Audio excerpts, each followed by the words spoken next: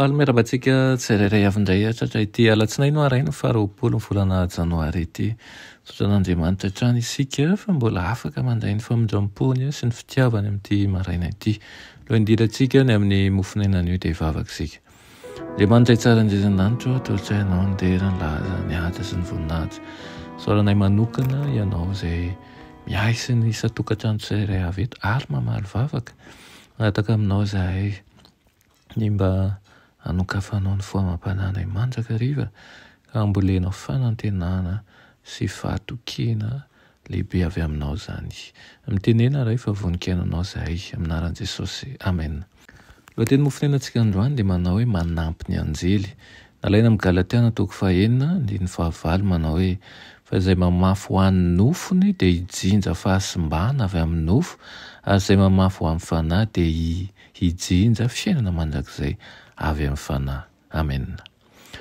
Ry tanora lahy sy vavy, ampamohanina tsy an'Andriamanitra ianareo ny amin'ny fahazavana nomeny anareo. Efa naseho mazava tsara ireo loza mitatao aminao, efa nanarina sy nambenana tamin'ny lafiny rehetra ianao, ny fefena tamin'ireo fampitandrema tao an-tranon'Andriamanitra no efa nandrenesanao ny fahamarinana mezinezina sy mahakasika ny fo nasehon'ireo mpanompon'Andriamanitra tamin'ny fanehoan'ny fanahy.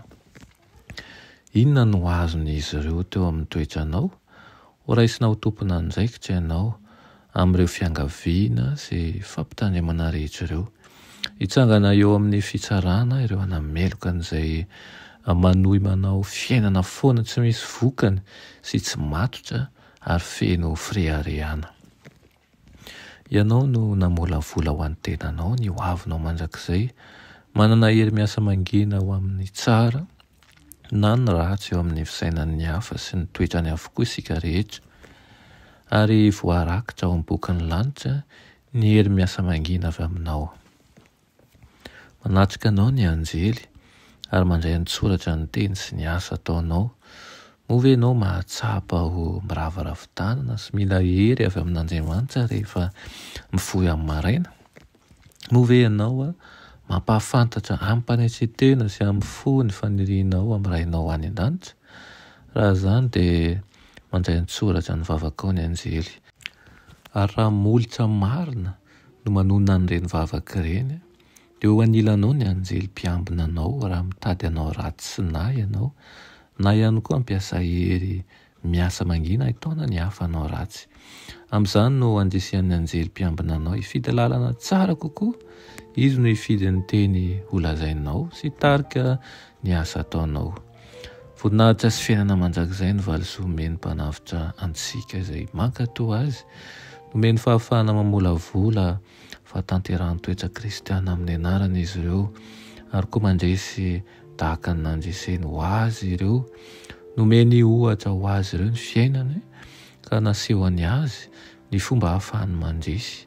Ilay voasoratra amin'ny Romana 5:7 manao hoe fa fahafatesana ny tambony ota ary fiainana mandrakizay ny fanomezam-pahasoavana avy amin'Andriamanitra ao amin'ny Kristy Jesosy Tompontsika. Amen. Tompo-Andriamanitra eo mbola misaotra anao izahay ny amin'ny fanampianao, ny amin'ny fiahianao, ny amin'ny fiarovanao, ny amin'ny fitantananao anay. Aoka Tompo andeha tsy ananay ahy izahay manomboka eto, satria ny anjelinao mihitsy no mitoby manodidina anay izay matahotra anao ka miahy anay. Aminaran'i Jesosy. Amen.